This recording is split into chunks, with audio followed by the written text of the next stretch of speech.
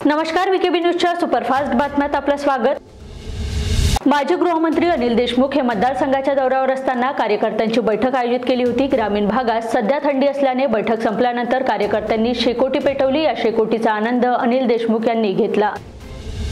गडचिरोली जिल्ह्यातील चामोर्शी तालुक्यात बांधकाम कामगारांसाठी शासनाच्या वतीने विशेष साहित्य वाटपाचा कार्यक्रम संपन्न झाला। या कार्यक्रमात माजी खासदार तथा भाजप अनुसूचित जनजाती मोर्चाचे राष्ट्रीय महामंत्री अशोकजी नेते यांच्या हस्ते बांधकाम कामगारांना पेट्या वितरित करण्यात आल्या।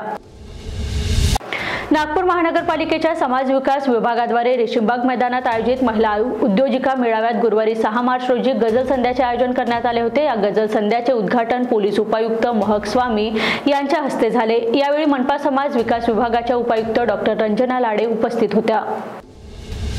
शेतकऱ्यांनी आकारी पड जमिनीच्या चालू वर्षाच्या प्रचलित बाजार मूल्याच्या प्रस्तावित 25% रकमेऐवजी 5% रक्कम शासनात जमा केल्यास हस्तांतरणास निर्बंध या अटीवर ही जमीन त्यांना परत करण्यात येईल। याचा लाभ राज्यातील 963 शेतकऱ्यांना मिळणार आहे।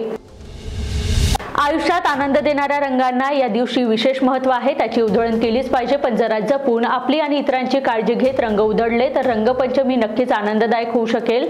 होळीच्या उत्सवाला विजेच्या अपघाताने गालबोट लागू नये यासाठी होळी पेटवताना संभाव्य अपघात टाळण्याकरता आवश्यक ती खबरदारी घेत होळीचा आनंद द्विगुणित करण्याचे आवाहन महावितरणतर्फे करण्यात आले आहे। आमदार प्रवीण दटके यांनी पुरवणी मागण्यावर चर्चा करताना नागपूर शहरातील सार्वजनिक बांधकाम विभाग, सार्वजनिक आरोग्य विभाग आणि महिला व बालविकास विभागाच्या मागण्या सभागृहात मांडल्या।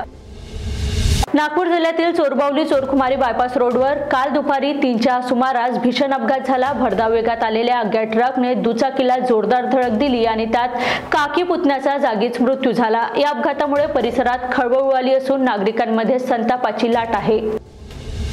नारा येथे प्रस्तावित डॉक्टर बाबासाहेब आंबेडकर इंटरनॅशनल पार्कबाबत नागपूर सुधार करण्यास कोणताच निर्णय घेत नसल्याने उत्तर नागपुरातील नागरिकांमध्ये रोष असून राज्य सरकारने हस्तक्षेप करून येथे पार्क उभारावा अशी मागणी नागरिकांनी केली आहे। या मागणीसाठी स्थानिक नागरिक 155 दिवसापासून ठिय्या आंदोलन करत आहेत।